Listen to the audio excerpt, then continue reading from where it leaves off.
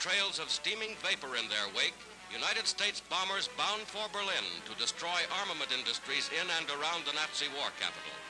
In their first daylight mission over the heart of Hitler's fortress, American bombers, combined with British air forces, are pounding Germany with raids around the clock.